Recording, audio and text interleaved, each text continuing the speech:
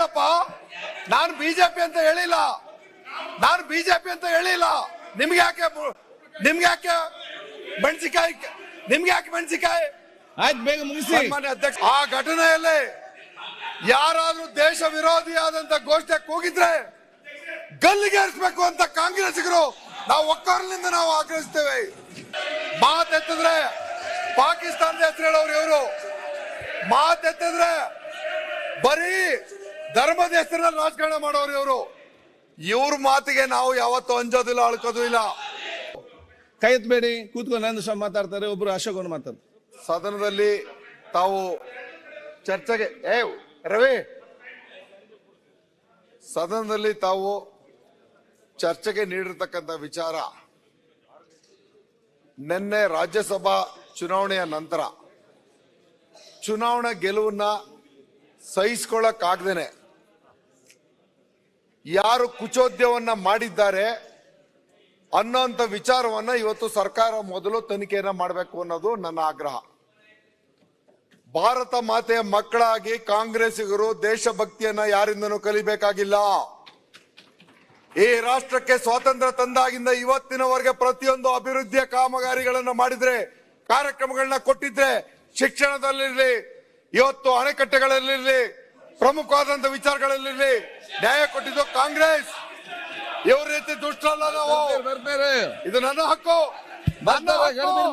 ಇದು ನನ್ನ ಹಕ್ಕು. ನಿನ್ನ ಕೇಳಿ ಮಾತಾಡ್ಬೇಕಾಗಿಲ್ಲ. ನೀನಲ್ಲ ಸ್ಪೀಕರ್.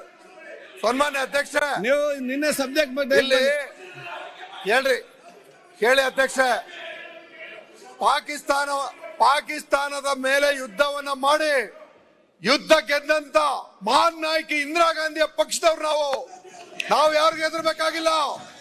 ಈ ದೇಶದಲ್ಲಿ ಪಾಕಿಸ್ತಾನವನ್ನ ದಿಟ್ಟತನದಲ್ಲಿ ಎದುರಿಸಿದಂತ ಧೀರ ಜನ ಇರ್ತಕ್ಕಂಥದ್ದು ಕಾಂಗ್ರೆಸ್ ನಲ್ಲಿ.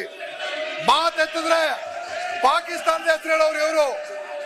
ಮಾತೆತ್ತಿದ್ರೆ ಬರೀ ಧರ್ಮದ ಹೆಸರಲ್ಲಿ ರಾಜಕಾರಣ ಮಾಡೋರು ಇವರು. ಇವ್ರ ಮಾತಿಗೆ ನಾವು ಯಾವತ್ತೂ ಅಂಜೋದಿಲ್ಲ, ಅಳ್ಕೋದು ಇಲ್ಲ. ಇಲ್ಲಿ ನಾವು ಹೇಳ್ತಾ ಇರ್ತಕ್ಕಂಥದ್ದು ಇಷ್ಟೇ. ನಾವು ಸ್ಪಷ್ಟವಾದಂತ ಮಾತಲ್ಲಿ ಹೇಳ್ತೀನಿ, ನಿಮ್ಮ ಪೀಠದ ಮುಖಾಂತರ ಒಂದು ಸಂದೇಶ ಹೋಗ್ಲಿ. ಸನ್ಮಾನ್ಯ ಅಧ್ಯಕ್ಷ, ಆ ಘಟನೆಯಲ್ಲಿ ಯಾರಾದ್ರೂ ದೇಶ ವಿರೋಧಿಯಾದಂತ ಘೋಷಣೆ ಕೂಗಿದ್ರೆ ಗಲ್ಲಿಗೇರಿಸಬೇಕು ಅಂತ ಕಾಂಗ್ರೆಸ್ಸಿಗರು ನಾವು ಒಕ್ಕೊರಲಿಂದ ನಾವು ಆಗ್ರಹಿಸ್ತೇವೆ. ಈ ವಿಚಾರದಲ್ಲಿ ಯಾವುದೇ ಕಾರಣಕ್ಕೂ ತಾರತಮ್ಯ ಇಲ್ಲ. ನಾವೆಲ್ಲರೂ ಭಾರತ ಮಾತೆಯ ಮಕ್ಕಳು. ಆ ಕೃತ್ಯವನ್ನ ಯಾರಾದ್ರೂ ಮಾಡಿದ್ರೆ ಸುಮ್ಮನೆ ಸಪ್ಪತ್ತು ನಾವು ಮಾತಾಡ್ಕು.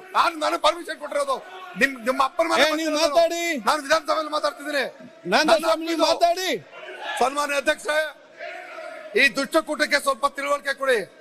ಮಾತಾಡ್ಬೇಕಾದಾಗ ಜವಾಬ್ದಾರಿಯಿಂದ ಒಬ್ಬ ಸದಸ್ಯನ ಹಕ್ಕನ್ನ ಪ್ರತಿಪಾದನೆ ಮಾಡಬೇಕಾದಾಗ ಅವ್ರಿಗೆ ಅವಕಾಶ ಕೊಡಿರ್ಬೇಕು. ಇಲ್ಲಿ ಮಿನಿಸ್ಟರ್ ಎಂ ಬಿ ಪಾಟೀಲ್ ಸನ್ಮಾನ್ಯ ಅಧ್ಯಕ್ಷ ರೇ ಕಾಮತ್ರ ನೀವ್ ಯಾರು ಅಧಿಕಾರಕ್ಕೆ ಬರಲ್ಲ ರೇ, ಕೂತ್ಕೊಳ್ರಿ. ಅಧಿಕಾರಕ್ಕೆ ಬರಲ್ಲ, ಕೂತ್ಕೊಳ್ರಿ. ಸನ್ಮಾನ್ಯ ಅಧ್ಯಕ್ಷ, ನಿನ್ನೆ ಈ ರೀತಿ ಹೇಳಿಕೆಯನ್ನ ಘೋಷಣೆಯನ್ನ ಯಾರೋ ದುಷ್ಟ ಕೂಗಿದಾನೆ ಅನ್ನೋಂತ ವಿಚಾರ ಯಾರು ಪ್ರಸ್ತಾಪ ಮಾಡಿದ್ದಾರೆ, ಈ ವಿಚಾರದಲ್ಲಿ ಅದು ನಡೆದದ್ದು ಸತ್ಯನೇ ಆಗಿದ್ರೆ ಅಲ್ಲಿ ಮಾತಾಡಿ ಕೇಳಿ ಮಾಡಿ ಸ್ವಲ್ಪ. ಇರ್ರಿ ಸ್ವಲ್ಪ ಹೊತ್ತು. ನಿಮ್ ಕೈ ಪಾಠ ಹೇಳ್ಸ್ಕೋಬೇಕಲ್ಲ. ನಾನು ನಿಮ್ಗಿನ ಸೀನಿಯರ್. ನಾನು keep quiet and say you can't dictate me. ಈ ಕಡೆ ಮಾತಾಡಿ. You are not suppose to that. I am answerable to him. You are not suppose to. Who are you? ನೀವೆಲ್ಲ ದುಷ್ಟಕೂಟ. ನೀವು ನಿಮ್ಗೇನ್ರಿ ಗೊತ್ತು? ಸಂವಿಧಾನ ವಿರೋಧಿಗಳು ನೀವು. ಮಾತಾಡಿ. ಸನ್ಮಾನ್ಯ ಅಧ್ಯಕ್ಷ, ನಿನ್ನೆ ಈ ಘಟನೆ ನಡೆದಿರ್ತಕ್ಕಂಥದ್ದು, ವಿಚಾರಕ್ಕೆ ಅದು ಸತ್ಯ ಆಗಿದ್ದಾಗ ಆ ಒಂದು ಘಟನೆಗೆ ರೇ ಸ್ವಲ್ಪ ಕೂತ್ಕೊಳ್ರಿ. ನಮ್ ಕಡೆ ಕೂತ್ಕೊಳ್ರಿ. ಆ ವಿಚಾರದಲ್ಲಿ ದೇಶದ ಬಗ್ಗೆ, ದೇಶ ಪ್ರೇಮದ ಬಗ್ಗೆ, ದೇಶಭಕ್ತಿಯ ಬಗ್ಗೆ ಕೂತ್ಕೊಳ್ರಿ. ನಿಮ್ ಬಗ್ಗೆ ಕಾಮತ್ರ ನಿಮ್ಮ ಹತ್ರ ಕಲಿಬೇಕು. ಕೂತ್ಕೊಳ್ರಿ. ದೇಶಭಕ್ತಿಯ ಬಗ್ಗೆ, ಭಾರತ ಮಾತೆಯನ್ನ ರಕ್ಷಣೆ ಮಾಡಿ ಬ್ರಿಟಿಷರಿಂದ ಸ್ವಾತಂತ್ರ್ಯ ತರಬೇಕಾದ್ರೆ ಯಾರು ಬ್ರಿಟಿಷರ ಗುಲಾಮರಾಗಿದ್ರು ಅವರಿಂದ ನಾವು ಪಾಠ ಕಲಿಬೇಕಾಗಿಲ್ಲ. ಯಾರು ತಪ್ಪೊಪ್ಪಿಗೆಯನ್ನ ಕೊಟ್ಟಿ ಗುಲಾಮರಂತೆ ನಡ್ಕೊಂಡು ಬ್ರಿಟಿಷರ ಹತ್ರ ಕಪ್ಪು ಕಾಣಿಕೆ ಇಸ್ಕೊತಿದ್ರಲ್ಲ, ಅವರಿಂದ ನಾವು ಪಾಠ ಕಲಿಬೇಕಾಗಿಲ್ಲ. ನಾವು ಭಾರತ ಮಾತೆಯನ್ನ ರಕ್ಷಣೆ ಮಾಡ್ತಕ್ಕಂಥ ಜಾಗದಲ್ಲಿ ಧೀರೋದಾತ್ಮಕ ಹೋರಾಟ ಮಾಡ್ತೀವಿ. ಹಲವಾರು ಘಟನೆಗಳು ನಮ್ಮ ಎಲ್ಲರೂ ಮಾತಾಡಿದ್ರು. ಪುಲ್ವಾಮಾ ಬಗ್ಗೆ ಮಾತಾಡಿದ್ರು. ಕೇಳಿ, ನಾವು ನೋಡ್ರಿ, ನೀವು ಯಾರು ಏನ್ ಮಾತಾಡಿದ್ರು ಸುಳ್ಳನ್ ಫ್ಯಾಕ್ಟ್ರಿ, ನೀವು ಸುಳ್ಳನ್ ಫ್ಯಾಕ್ಟ್ರಿ. ಅವರು ಸನ್ಮಾನ್ಯ ಅಧ್ಯಕ್ಷೆ ಪುಲ್ವಾಮಾ ಬಗ್ಗೆ ಮಾತಾಡಿದ್ರು. ಸತ್ಯಪಾಲ್ ಮಲ್ಲಿಕ್ ನಮ್ಮ ಸರ್ಕಾರ ಇದ್ದಾಗ ಗವರ್ನರ್ ಆಗಿರ್ಲಿಲ್ಲ. ಆ ಸತ್ಯಪಾಲ್ ಮಲ್ಲಿಕ್ ನನ್ನ ಅವಧಿಯಲ್ಲಿ ನಡೆದಂತ ಘಟನೆ ಇಂಥದ್ದು. ಸನ್ಮಾನ್ಯ ಘನತೆವೆತ್ತ ರಾಜ್ಯಪಾಲರಾಗಿದ್ದವರು ಅವರು. ಈ ರಾಜ್ಯದಲ್ಲಿ ಪುಲ್ವಾಮಾ ಘಟನೆ ನಡೆದಾಗ ಇಂಥ ತಪ್ಪು ನಡೆದಿತ್ತು ಅನ್ನೋಂಥ ಸತ್ಯದ ಹೇಳಿಕೆಯನ್ನು ಕೊಟ್ರಲ್ಲ, ಈ ದೇಶದಲ್ಲಿ ಅದ್ರ ಬಗ್ಗೆ ಚರ್ಚೆ ಆಗ್ಬೇಕಲ್ಲ. ನಾವು ಭಾರತ ಮತ್ತೆ ಮಕ್ಕಳಲ್ವಾ? ಸತ್ಯಪಾಲ್ ಮಲ್ಲಿಕ್ ಹೇಳಿಕೆ ಸುಳ್ಳಾದ್ರೆ ಅವ್ರನ್ನ ಜೈಲ್ಗೆ ಹಾಕಿ. ಸತ್ಯಪಾಲ್ ಮಲ್ಲಿಕ್ ಹೇಳಿಕೆ ಸುಳ್ಳಾದ್ರೆ ಅವ್ರನ್ನ ಜೈಲ್ಗೆ ಹಾಕಿ. ಇವರೇ ಕೇಂದ್ರದಲ್ಲಿದ್ದಾರೆ. ಇಲ್ಲ ಆದ್ರೆ ಇವ್ರನ್ನ ಜೈಲ್ಗೆ ಹಾಕಿ, ಇವ್ರಗಳನ್ನ ಜೈಲ್ಗೆ ಹಾಕಿ. ಪಠಾಣ್ಕೋಟ್ ಘಟನೆ ಏನು? ಸನ್ಮಾನ್ಯ ಅಧ್ಯಕ್ಷ ಸನ್ಮಾನ್ಯ ಅಧ್ಯಕ್ಷ ನಿಮಗೂ ಅವ್ರಿಗೂ ಅವಕಾಶ ಕೊಡಿ, ನಂದೇನಿಲ್ಲ. ನಾವು ಮಾತಾಡ್ಬೇಕಾದ್ರೆ ನೋಡ್ರಿ, ಚೀರಾಡಿದ್ರೆ ಸತ್ಯ ಸುಳ್ಳಾಗ ಸೊಪ್ಪತ್ತೀರಿ. ಪಠಾಣ್ಕೋಟ್ ಘಟನೆ ಇವತ್ತು ಭಾರತ ಮಾತೆಯ ಮಕ್ಕಳು ನಾವು ಭಾರತವನ್ನ ಸಂರಕ್ಷಣೆ ಮಾಡ್ತಕ್ಕಂಥ ಜಾಗದಲ್ಲಿ ಸಭಾಧ್ಯಕ್ಷ ಅರುಣಾಚಲ್ ಪ್ರದೇಶದಲ್ಲಿ ಚೀನಾದವರು ಭಾರತವನ್ನ ಆಕ್ರಮಣ ಮಾಡೋದಕ್ಕೆ ದಾರಿ ಕೊಟ್ಟಂತ ದುಷ್ಟಕೂಟ ಇವ್ರು ನಿಶಬ್ದ ಬೇಕಾ ನಿಮಗೆ? ಇದರ ಜೊತೆಗೆ ಚುನಾವಣೆ ಮಾತಾಡ್ತಿದ್ದಾಗ ಇದೇ ರೀತಿ ಸಾಕು. ಈ ಮಾತನ್ನ ನಿಮಗೆ ಗುಣ ಇದೆ. ಚುನಾವಣೆ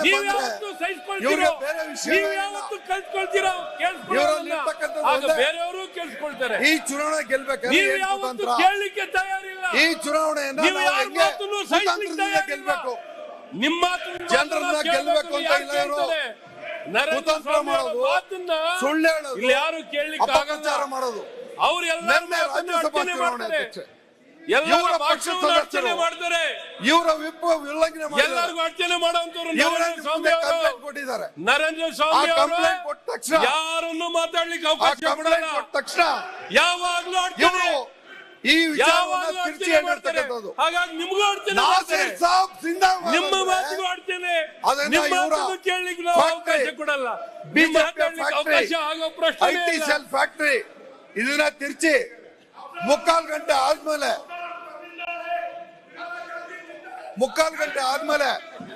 ಅದನ್ನ ಮಾಧ್ಯಮಕ್ಕೆ ಕೊಟ್ರು. ಆ ಮಾಧ್ಯಮ ಇವತ್ತು ತಿರ್ಚಿದಂತ ವಿಚಾರವನ್ನು ನಾನು ಇವಾಗ ನಿಮ್ಮ ಮುಖಾಂತರ ಆಗ್ರಹಿಸ್ತೇನೆ. ಆ ಮಾಧ್ಯಮವನ್ನು ಕೂಡ ನಾವು ಇವತ್ತು ಪರಿಶೀಲನೆಗೆ ಒಳಪಡಿಸಿ ಈ ವಿಚಾರದಲ್ಲಿ ತನಿಖೆಗೆ ಅವ್ರನ್ನು, ಯಾಕಂದ್ರೆ ಸುಳ್ಳು ವಿಚಾರನ ಪ್ರಚಾರ ಮಾಡಿದ್ರೆ ಆ ಮಾಧ್ಯಮವನ್ನು ನಾವು ಶಿಕ್ಷಿಸಬೇಕಾಗ್ತದೆ.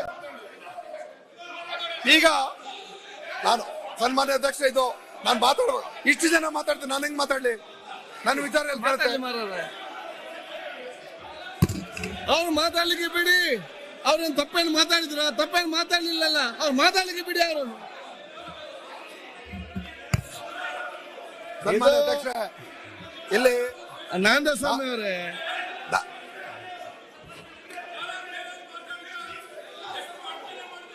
ಈಗ ಬೇರೆ ಏನಿಲ್ಲ. ಅವರೆಲ್ಲರೂ ಮಾತಾಡೋ ಆಗ ಅಡಚಣೆ ಮಾತಾಡ್ತಿದ್ರಿ. ಇವ್ರಿಗೊಂದು ಚಾನ್ಸ್ ಸಿಕ್ಕಿದೆ ಈಗ, ಅದಕ್ಕೆ ಪ್ರೀತಿಯಿಂದ ಕಂಟಿನ್ಯೂ ಮಾಡಿ. ಈಗ ಹೀರೋ ಸನ್ಮಾನ್ಯ ಅಧ್ಯಕ್ಷ, ನಿನ್ನೆ ರಾಜ್ಯಸಭಾ ಚುನಾವಣೆ ನೋಡಿ, ಒಳ್ಳೆ ಶಬ್ದ ಮಾತಾಡ್ತಾರೆ. ನೇರ ಪ್ರಸಾರವು ಹಲವಾರು ಚಾನೆಲ್ಗಳಲ್ಲಿತ್ತು. ಆ ನೇರ ಪ್ರಸಾರ ಚಾನೆಲ್ಗಳನ್ನ ಏನೇನು ವರದಿ ಇದೆ ಅದನ್ನು ತರಿಸಿ. ಇದ್ರ ನಂತರ ತಿರುಚಿದ ಒಂದು ವಿಡಿಯೋ ಬಂದಿದೆ ಅಂತ ನಮಗೂ ಇರ್ತಕ್ಕಂಥ ಮಾಹಿತಿ. ಆ ವಿಡಿಯೋ ಮಾಡೋದಕ್ಕೆ ಕಾರಣ ಯಾರು? ಅದನ್ನ ತಿರುಚಿದಾರ ಇಲ್ವಾ? ನಾನು ಮೊದಲೇ ವಾದ ಮಾಡ್ತೇನೆ, ಭಾರತಕ್ಕೆ ಅವಮಾನ ಮಾಡ್ತಕ್ಕಂಥ ಯಾರೇ ದುಷ್ಟ ಇದ್ರು ಈ ಸರ್ಕಾರ ಉಗ್ರವಾದಂತ ಕ್ರಮ ಕೈಗೊಂಡು ಅವ್ರನ್ನ ಗಲ್ಲಿಗೇರಿಸಬೇಕು ಅಂತ ನಾನು ಆಗ್ರಹಿಸ್ತೇನೆ. ಇದರಲ್ಲಿ ಎರಡನೇ ಮಾತಿಲ್ಲ.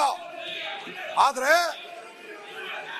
ಇಲ್ಲಿ ಇವ್ರು ಏನಾದ್ರು ಮಾತಾಡ್ಕೊಳ್ಳಿ, ಇವರು ದುಷ್ಟ ಕೂಟದ ಬಗ್ಗೆ ನಾವು ತಲೆ ಕೆಡ್ಸ್ಕೊಳ್ಳಲ್ಲ. ಆಸಿಫ್ ಸೇಠ್, ನಮ್ಮ ಆಸಿಫ್ ಸೇಠ್ ಇಲ್ಲೇ ಕೂತಿದ್ದಾರೆ. ಅವ್ರು ಚುನಾವಣೆ ಗೆದ್ದಾಗ ಬೆಳಗಾಂನಲ್ಲಿ ಇರೋಣ ಸುರೇಶ್ ಅಣ್ಣ ಬೆಳಗಾಂನಲ್ಲಿ ಇವರು ಚುನಾವಣೆ ಗೆದ್ದಾಗ ಆಸಿಫ್ ಸೇಠ್ ಜಿಂದಾಬಾದ್ ಅಂತಂದ್ರೆ ಅದನ್ನು ತಿರ್ಚಿ ಪೊಲೀಸ್ ಕಂಪ್ಲೇಂಟ್ ಕೊಡ್ತಾರೆ. ಇವ್ರ ಅಪ್ಪ ಫಿರೋಜ್ ಶೇಟ್ ಅವರು ಅಣ್ಣ ಇವ್ರ ಅಣ್ಣ 2018 ಗೆದ್ದಾಗ ಗೆಲ್ಲೋದು 2 ದಿನ ಮೊದಲು ಫಿರೋಜ್ ಶೇಟ್ ಶಾಬ್ ಜಿಂದಾಬಾದ್ ಅಂದ್ರೆ ಪಾಕಿಸ್ತಾನ ಜಿಂದಾಬಾದ್ ಅಂತ ಕಂಪ್ಲೇಂಟ್ ಕೊಟ್ರು. ಇವ್ರದೇ ಸರ್ಕಾರ ಆಯ್ತು, ತನಿಖೆ ಆಯ್ತು. ಏನಂತ ಕೋರ್ಟ್ ಇವತ್ತು ತೀರ್ಪು ಕೊಟ್ಟಿದೆ?